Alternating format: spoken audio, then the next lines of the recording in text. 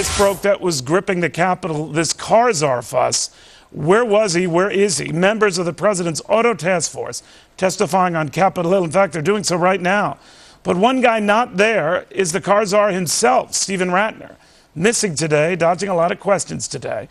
Count GOP Senator Jim DeMint, very concerned. Senator, good to have you. Good to be here, Neil. Why didn't he show up?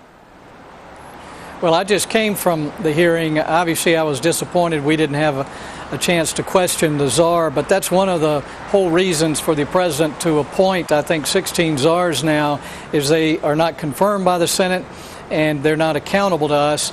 And so when we call them to come speak, he just sent some of his underlings to give us the party line. It was very hard to find out or to get really any assurances at all that we won't continue to pour money into General Motors and that we won't allow them to use taxpayer money to push private companies out of business. The one thing we have found out, we did hear from Ratner's folks that he was at his son's high school graduation in New York today. Did he ever let you or your Democratic majority colleagues in the Senate panel know that that was the case? Did he bother? What?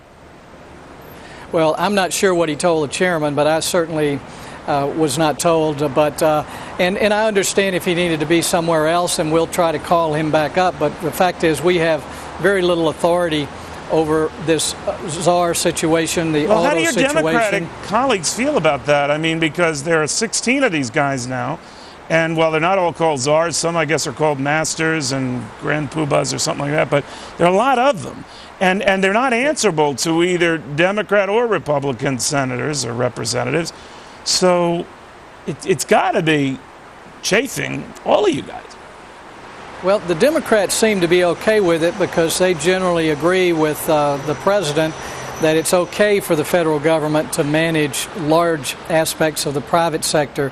But as you hear these people talk about what they're going to do and what they're promising not to do, you realize there are already so many conflicts of interest because the government owns them, but they're also supposed to supervise them.